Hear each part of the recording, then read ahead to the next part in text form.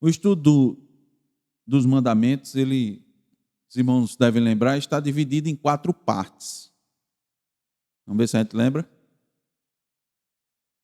Todos os estudos desses mandamentos, nós estamos divididos em 4 partes.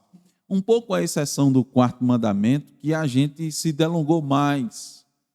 Mas ele está dividido em 4 partes. Primeiro é qual é o mandamento. Por que é que a gente, quando começou a estudar os mandamentos, passou a citar todos os mandamentos? Que a primeira coisa é você conhecer o mandamento. Qual é o mandamento? Irmão, se você sair perguntando aos cristãos da nossa cidade, pergunta a eles, cite os mandamentos. Eu lhes pergunto, vão conseguir citar os mandamentos? Vão, Aline?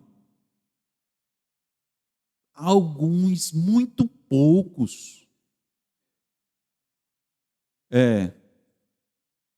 Diga o primeiro mandamento: amar o Senhor teu Deus de todo o seu coração, toda a sua alma, todo o seu entendimento. O segundo. Então, veja, Rutinha, no estudo dos mandamentos, qual é a primeira coisa que a gente tem que saber? Qual é o mandamento? E, irmão, nós precisamos saber dos mandamentos, como diz o ditado popular, de cor e salteado. Não só na sequência, mas também quando você perguntar assim, qual é o 6º mandamento? É para você dizer na bucha, né? Diga aí, Ruth, o 6º, não matarás. O 8º, Abraão, não furtarás. Um fácil. O 3º, Simone, não tomarás o nome do Senhor teu Deus em vão. Um fácil, Aline. O 10º, não cobiçarás. Segundo, Ramon, não farás para ti imagem de escultura. O 9º, João, o 9º, está vendo? Não dirás falso testemunho. Então nós temos que saber todos os mandamentos, né? Inclusive de trás para frente, de frente para trás. Qual é o mandamento? A gente, imediatamente dizer. Então, o estudo, nós já dissemos aos irmãos, querendo só repetir, esses estudos estão baseados na metodologia, né, que traz o Catecismo Maior de Westminster. Então, ele traz essas 4, divide em 4 partes. Primeiro, qual é o mandamento? Segundo, quais são os deveres, o que é que requer o mandamento? Quais são os deveres desse mandamento? Terceiro, os pecados proibidos. E, em quarto, quando o mandamento tem as razões anexas. Porque nem todo mandamento tem razões anexas.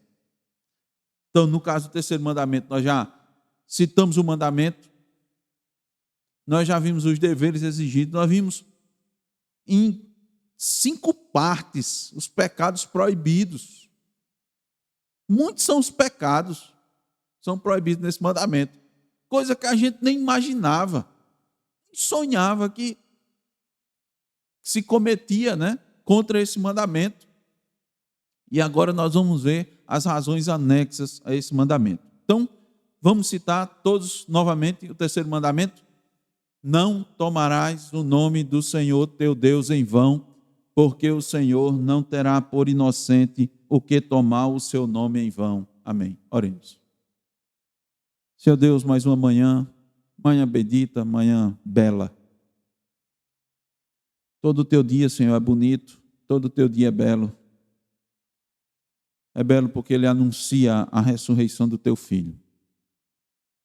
Foi nesse dia, e não em outro qualquer, que o teu filho bendito ressuscitou, pelo teu poder. Venceu a morte, para que nós pudéssemos vencer também. Nós que estávamos, ó Deus, condenados à morte eterna, vivendo, ó Deus, como zumbis. Essa é a verdade. Mortos-vivos, caminhando, Senhor, para a condenação. Assim como muitos ainda estão, Senhor, enganados, iludidos. Ó Deus, tem misericórdia, Senhor. misericórdia do povo que perece, tem misericórdia de nós, ó Deus, que temos estudado a Tua lei, Senhor. Temos nos vislumbrado, Senhor, com a perfeição da Tua lei. E claro, sabemos também, ó Deus, o quanto ela é perfeita e nós somos imperfeitos. Que nesta manhã, Senhor, agora concluindo o estudo desse mandamento, o Senhor nos leve a entender mais ainda, Senhor, o quão é precioso o Teu nome e o quão devemos honrá-lo, Senhor. Ajuda-nos na exposição desse estudo. Ajuda, Senhor, aqueles que vão ouvir, aqueles que vão ter a oportunidade, Senhor, de acompanhá-lo, para que cheguem, Senhor, ao verdadeiro entendimento da Tua palavra, Senhor. Assim, nós te oramos, nós te pedimos, ó Deus, no nome de Jesus. Amém. Qual o mandamento? Os deveres, os pecados proibidos e as razões anexas. Aí eu pergunto aos irmãos, que razões anexas nós temos neste mandamento? Preste bem atenção, faça a leitura aí na sua Bíblia, pequenininho, né? E me diga e me responda, quais são as razões anexas apresentadas aqui que dão mais força a este mandamento? Já leram? Eu vou dar uma dica. São duas. Uma está bem clara. Uma está bem clara. E a outra não tão clara. A mais clara, Simone disse logo. Qual é? A bem clara, qual é? O Senhor não terá por inocente o que tomar o seu nome em vão. Por que devemos guardar esse mandamento? A razão anexa. Porque Deus não vai ter por inocente quem tomar o seu nome em vão. Mas tem outra razão anexa. É a mesma coisa. Não, sim, isso aí você já disse. Tem no texto aqui, está dizendo uma razão forte. E é forte. Mas está ali no texto aqui. Vamos ver? Não, isso aí é o desdobramento, é a razão. A razão está no versículo. Quando eu disse aos irmãos para ler o versículo, é porque a razão está no versículo. É no versículo que nós encontramos a razão. Veja, qual é o mandamento? Vamos lá. Qual é o mandamento? Puro e simples. O mandamento puro e simples, qual é? Não tomar o nome de Deus em vão. Certo? Esse é o mandamento. Mas olha o que o versículo diz. Não tomarás o nome do Senhor teu Deus. O Senhor teu Deus, preste bem atenção, é uma razão anexa a este mandamento. Por quê?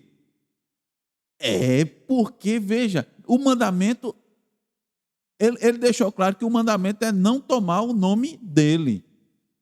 Mas ele disse do Senhor teu Deus.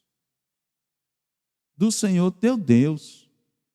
É porque ele está tratando aí, ele está se dirigindo. Veja, esse mandamento, ele é para que todos cumpram. Mas em especial para que o povo que está em aliança com ele cumpra. Dá para entender agora isso aqui? Ele não disse só, porque ele podia dizer, e estava tudo certo, ele podia dizer, não tomarás o nome de Deus em vão. Pronto, é um mandamento. Acabou. Ele não disse não matarás, não furtarás e parou aí. Não é? Mas ele disse, não tomarás o nome do Senhor. Ele não disse em vão, ele disse do Senhor teu Deus. Primeiro, o que é que acontece? Ele afirma que Deus é o Senhor. Veja, Rutinha chegou a dizer isso. O Senhor. Primeiro ele diz que Deus é o Senhor. Isso diz respeito à sua autoridade, à sua majestade. O mandamento, como o nome diz, não é uma sugestão, não é um conselho dado por alguém, quem quer que seja. E conselhos bons devem ser observados, devem ser seguidos, não é verdade? Mas aqui, veja, nós não estamos tratando de um conselho. Nós estamos diante de uma ordem vinda do ser que criou e governa todas as coisas. Essa é uma razão anexa do Senhor. Então você tem que considerá-lo pelo que ele é, pelos seus atributos perfeitos e únicos. Por isso, seu nome tem que ser tratado com toda reverência, porque ele cuida do seu nome, ele mesmo cuida do seu nome. Preste atenção, irmãos, aqui esse texto, muitos cristãos, apesar de ser muito conhecidos, esse texto, os cristãos não atentam de forma adequada. Abra aí sua Bíblia em Ezequiel capítulo 36. Veja a força desse texto. Ezequiel 36, nós vamos ler do 21 ao 23. Preste atenção, irmãos. Como Deus trata o seu nome. Mas tive compaixão do meu santo nome, que a casa de Israel profanou entre as nações para onde foi. Dize, portanto, a casa de Israel: assim diz o Senhor Deus: não é por amor de vós que eu faço isto, ó casa de Israel, mas pelo meu santo nome, que profanastes entre as nações para onde fostes. Vindicarei a santidade do meu grande nome, que foi profanado entre as nações, o qual profanastes no meio delas. As nações saberão que eu sou o Senhor, diz o Senhor Deus, quando eu vindicar a minha santidade perante elas. Eu digo aos irmãos, como Deus trata o seu nome? Meus irmãos, Israel profanou o nome de Deus. E Deus disse que ia fazer aquilo que fez. Fazer o quê? Restaurar o seu povo. A sequência é: tirarei de vós um coração de pedra, colocarei um coração de carne, por amor de mim, do meu nome, não por amor de vós. Aqui está dizendo, irmãos. Não é por amor de vós. A razão de Deus agir com Israel, a razão de Deus agir conosco, o motivo maior não está em nós, está nele mesmo, no seu próprio nome, porque ele mesmo prometeu, ele mesmo disse. Por isso que a gente diz que tem um hino conhecido, né, que a gente cantou muito na igreja, que diz assim, que é muito bonita a melodia, aí diz: tu és fiel, Senhor. Aí termina uma estrofe: fiel a mim, não. Ele é fiel a si. É isso que ele disse à casa de Israel. Agora ele vai fazer o bem ao seu povo, ele vai fazer o bem aos seus filhos, ele vai fazer o bem à igreja, mas a razão maior reside nele mesmo, no seu nome. Veja como essa razão é anexa e é forte, para a gente levar em consideração o nome de Deus quando ele é proferido por nós. E a gente viu que não é só o nome dele, mas tudo relativo a ele. Todos os seus atributos, o amor de Deus, a sua bondade, a sua misericórdia. Por isso que a gente não pode estar dizendo por aí o tempo todo: misericórdia, misericórdia. Vai dizer quando for adequado. Quando de fato requerer, entender que aquilo foi a misericórdia, ou então pedir a misericórdia de Deus para esse mundo que está aí do jeito que está. Então, irmãos, essa razão por si só já seria mais que suficiente para uma obediência irrestrita a esse mandamento. Ele disse: eu sou o Senhor. Então, por Deus ser o Senhor, por si só, já seria suficiente. Mas ele ainda diz: eu sou o Senhor, teu Deus. Continuando aquilo que nós dissemos anteriormente, apesar do mandamento ser obrigação para todos os homens, quem está em aliança, quem está no pacto com Deus, pode chamar Deus de seu Deus no sentido especial e tem maior peso no cumprimento desse mandamento. Tem que tratar o nome de Deus de maneira respeitosa, reverente, adequada. Olha o que é que ele diz, acompanha aqui a leitura, em Deuteronômio 28, versículos 58 e 59. Deuteronômio 28, 58 e 59 diz assim: se não tiveres cuidado de guardar todas as palavras desta lei, escrita neste livro, para temeres este nome glorioso e terrível. Essa palavra terrível no original pode ser traduzida de várias maneiras, inclusive temor, tremor. Mas o sentido é, este nome também pode dar, dentro dessa compreensão, esse nome reverenciado, este nome admirado. Israel, quando vinha, o salmista diz: bendito que vem em nome do Senhor. Você vem em nome de quem? Você está aqui. Quem te mandou? Quem te enviou? O Senhor me enviou. Moisés: Senhor, quando eu me apresentar diante de Faraó, eu vou vir em nome de quem? Diga: o eu sou me enviou. O eu sou. O único. Aquele que é. Então diz: este nome glorioso e terrível, o Senhor teu Deus, então o Senhor fará terríveis as tuas pragas e as pragas de tua descendência, grandes e duradouras pragas e enfermidades graves e duradouras. Tudo isso se cumpriu em Israel. Vamos abrir um rápido parênteses aí. Muitas coisas, irmãos, o que é que Israel tem sofrido? Por que é que Israel tem sofrido até hoje? Por que é que ele tem desfrutado de bênçãos? Discutindo recentemente com alguns pastores a respeito dessa situação de Israel, eu gostei muito de uma referência.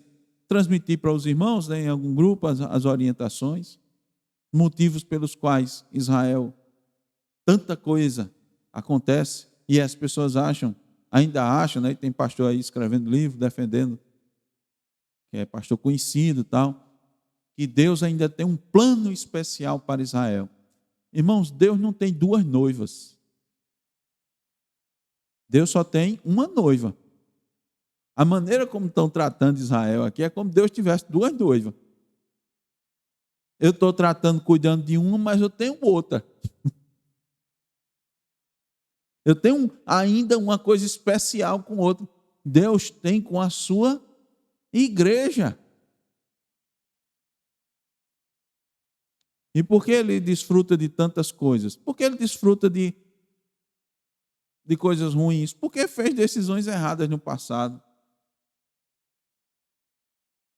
Porque tem povos que o odeiam? Porque são seus próprios irmãos. Agora o mundo, que jaz no maligno, por que é que o mundo assim se volta tanto? Porque Satanás, ele tem os seus e ele... Quando Satanás, os irmãos precisam entender, quando Satanás move o mundo contra Israel, ele também está confundindo. Para a gente começar a ainda achar que Deus tem um plano especial com Israel, dentre outras coisas, Satanás sabe de tudo, irmãos. Exatamente. Então, o que acontece? Por que é que eu estou dizendo isso aqui? Porque é o que Israel tem sofrido muito. Ele abandonou, ele deixou Deus, ele desonrou o nome de Deus entre as nações. Ele rejeitou o Filho de Deus. Você acha que não vai ter não consequência? A quem muito é dado, foi dado muito. Veio para o que era seus, e os seus não o receberam. Isso aqui não é ser contra Israel, é a realidade. Quero dizer aos irmãos que aqueles ataques terroristas são completamente errados sobre todos os aspectos, todas as medidas. Agora a gente tem que ter cuidado para não achar que Israel continua sendo tratado por Deus como um povo eleito. Isso foi na antiga aliança. Na nova aliança, o pacto da nova aliança, nem todo de Israel é Israel. É desde o começo, é a descendência da graça. Agora, Deus pode e certamente vai salvar muito israelita. Por quê? Porque é a graça. Por amor do meu nome. Por amor do meu nome. A falta de reverência e admiração a Deus, ao seu nome, levou a Israel sofrer todas essas calamidades. Ele rejeitou. Ele desprezou. Israel perseguiu. Israel que matas os profetas. Meu irmão, você acha que não ia ter consequência, não? Os santos homens de Deus. Por isso que a gente fica dizendo aqui, insistindo, irmão, não tem a vida como preciosa, não. Deus mandava os profetas e eles eram mortos. Deus mandava os seus mensageiros para falar a respeito da verdade. E o que é que acontecia? Eles eram mortos. Eles eram espancados. Alguns tratados a pão e água, como Micaías. Foi para o poço, falou a verdade, foi para o poço. Trata ele, dê só o suficiente para ele não morrer, nem de fome, nem de sede. É assim. E olha, irmãos, essa falta de reverência tem tudo a ver, de reverência ao nome de Deus, tem tudo a ver com a negação da soberania de Deus sobre tudo e sobre todos. A soberania de Deus é desconsiderada, é negada nos dias de hoje, de maneira impressionante. E isso vem devido muito à influência humanista. Isso tem tudo a ver, irmãos. Você vai estudar, preste atenção àqueles que já estudaram a história e aqueles que ainda vão estudar. Vocês vão ouvir falar sobre o humanismo. O humanismo foi um movimento, foi uma concepção que veio, que tirou Deus do centro, a concepção teocêntrica que vinha desde então e colocou o homem no centro. Ou seja, a concepção antropocêntrica. Essa influência antropocêntrica e mais recentemente da concepção pós-moderna, a qual se classifica hoje, nós estamos vivendo o pós-modernismo, né? A idade contemporânea em que o individualismo está forte, a ausência de valores, você não tem mais valor, se prega, se fala que não há mais certo ou não é errado, depende, tudo depende. Essa questão da satisfação pessoal em primeiro lugar, que é o hedonismo, que marca a nossa sociedade. As pessoas estão em busca do seu prazer, em busca da sua satisfação. Se você estiver satisfeito, se você estiver bem, e isso é o que importa, nada mais importa. Essa é a característica. Então, irmãos, a cultura o quanto ela influencia a igreja, influencia a concepção. A igreja é invadida por essas ideias e começa a absorver e colocar isso em prática, na sua ação. Tanto é que vem as muitas teologias, né? Teologia da libertação. De onde é que vem isso? Da Bíblia? Não. Eles buscam na Bíblia uma referência para se defender, para fundamentar, perdão. O que é a teologia da missão integral? Não é?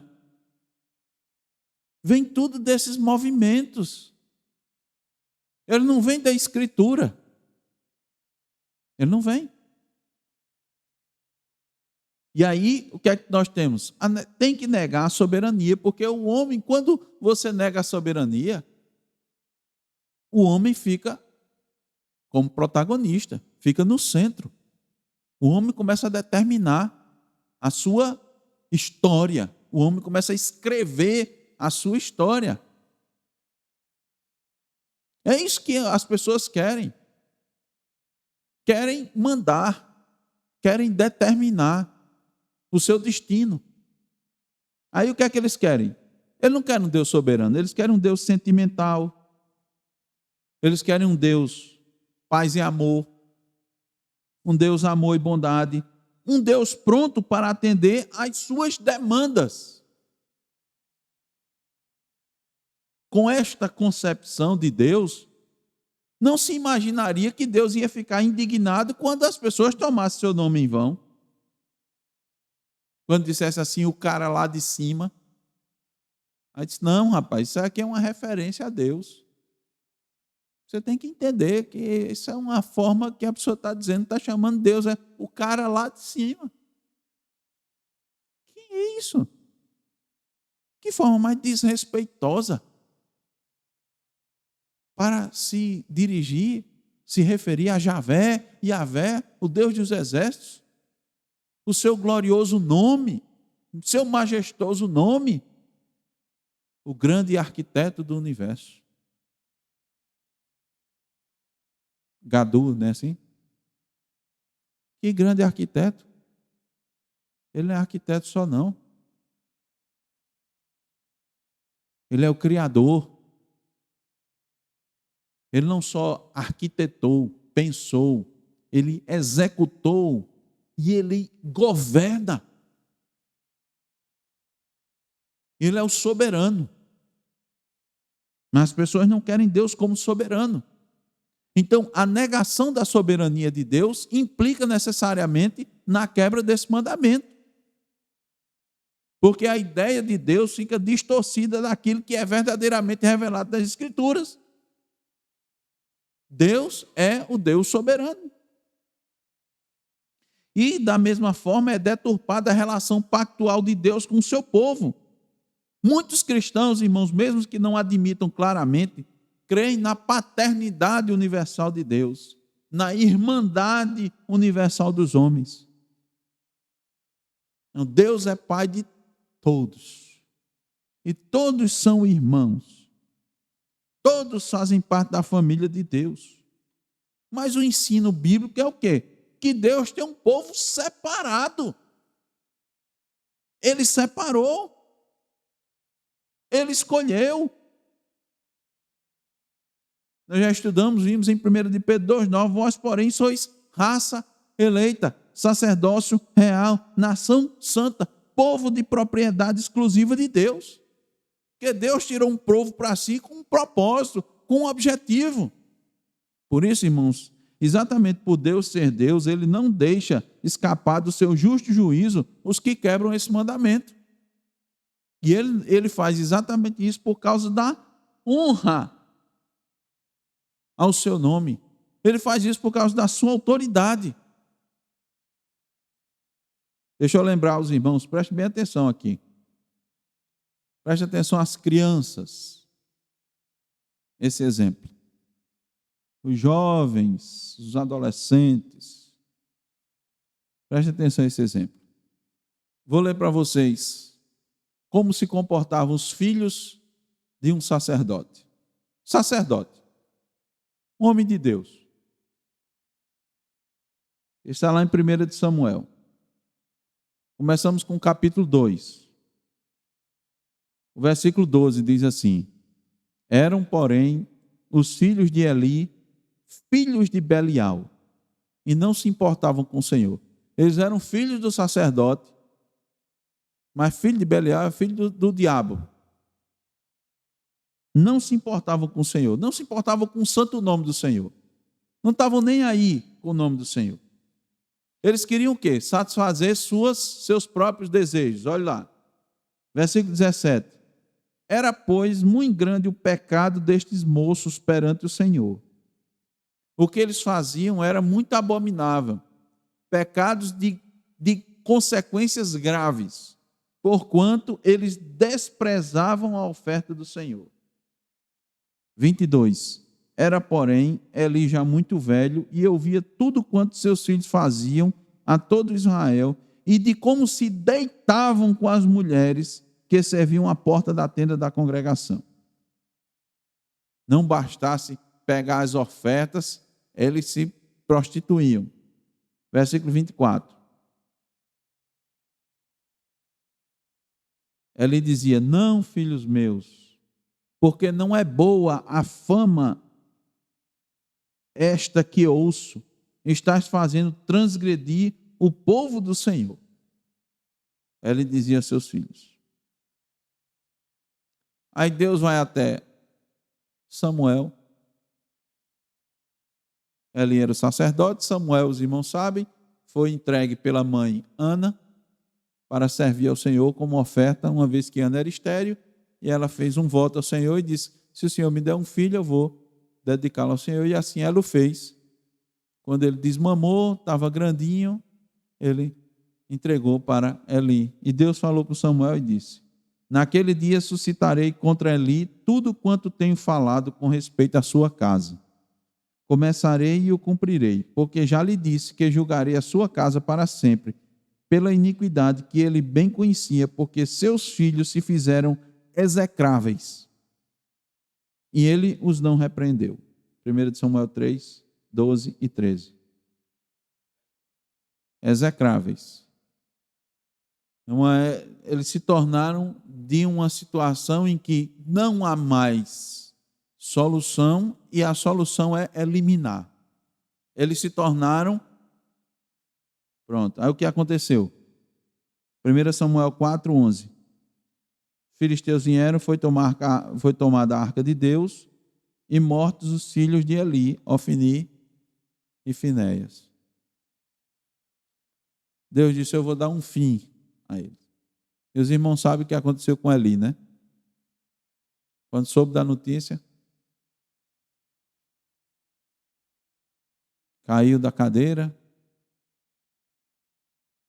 morreu, quebrou o pescoço, morreu. Que triste fim. Por quê? Eles não honraram o nome de Deus. Aí Deus não tem por inocente nem os filhos de um sacerdote.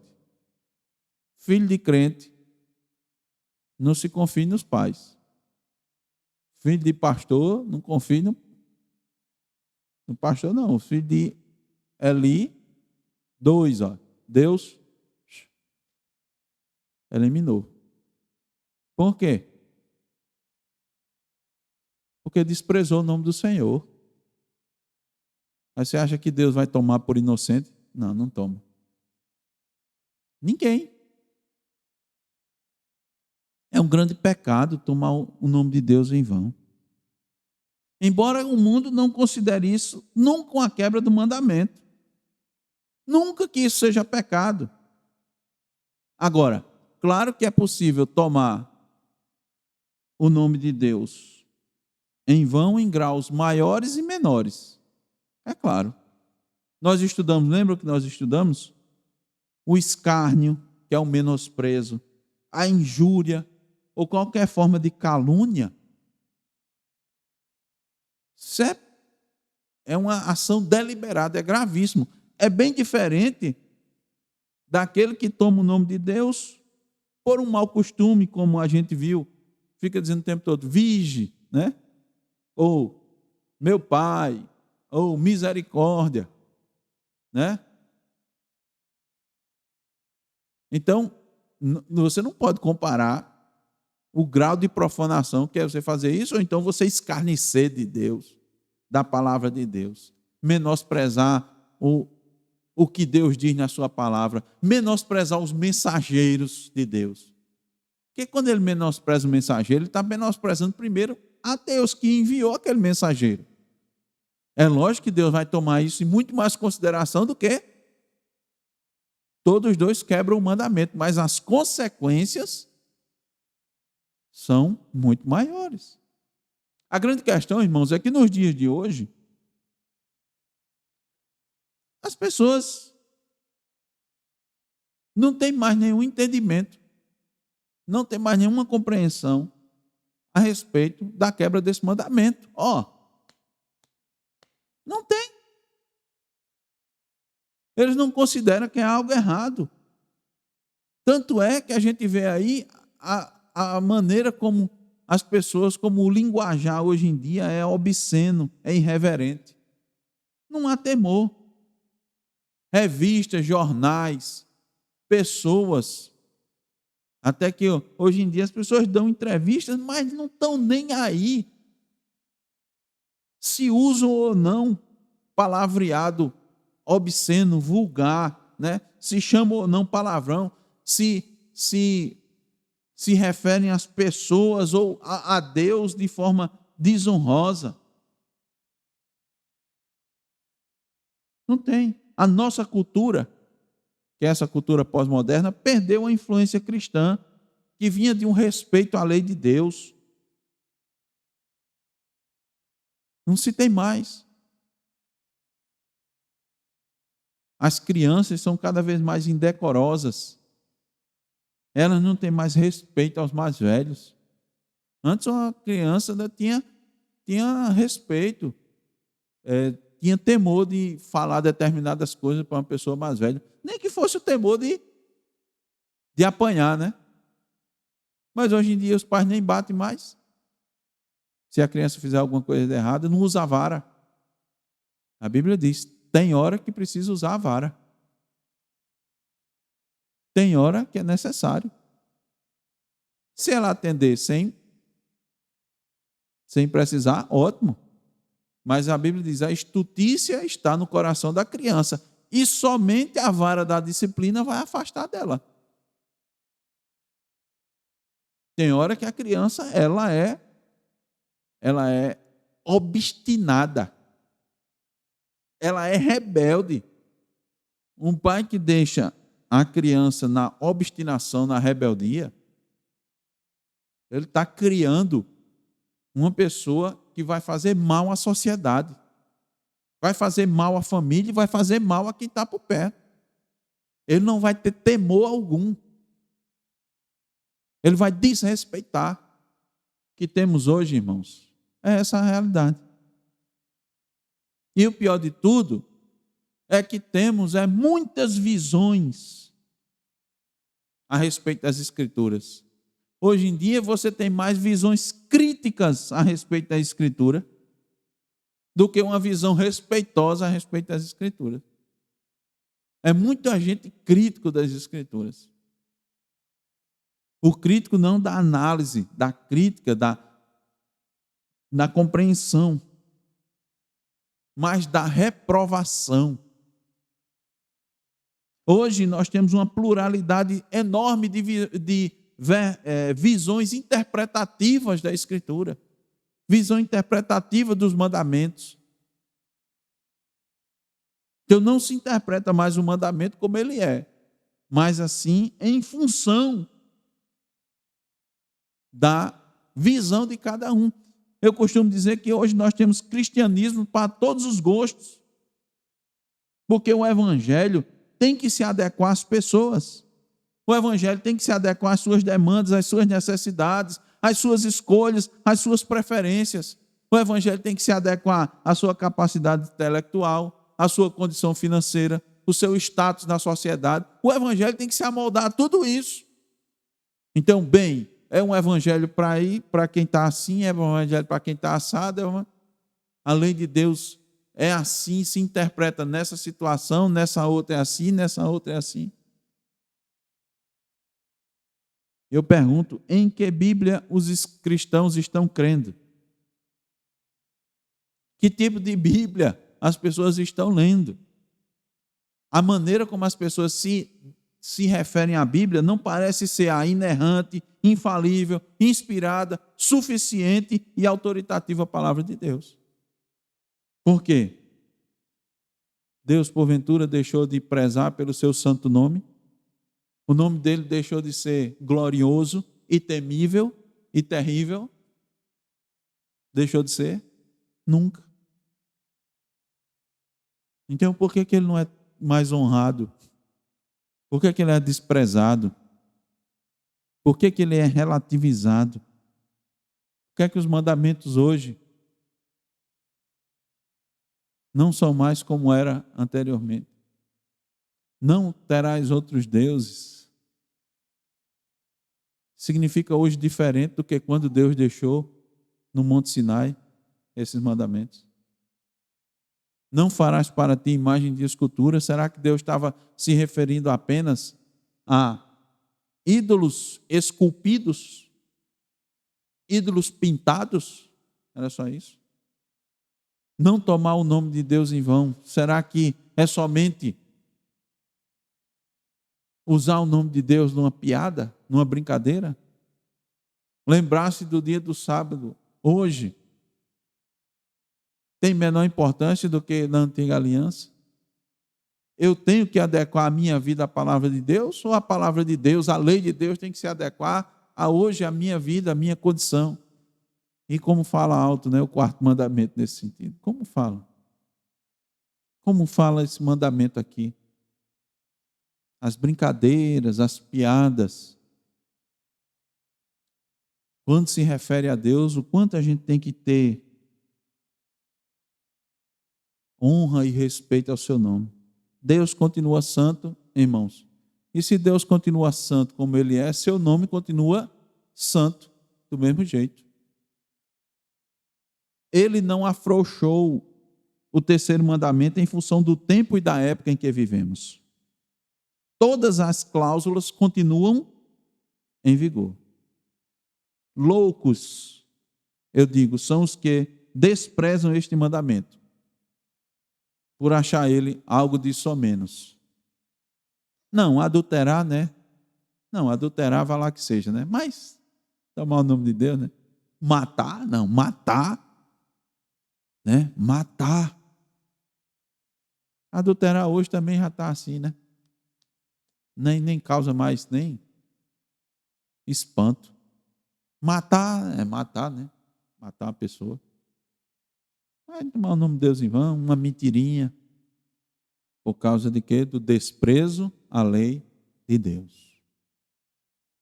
Desprezo à lei de Deus. Que Deus nos ajude, irmãos, a amar esse mandamento e a todos os demais. Amém.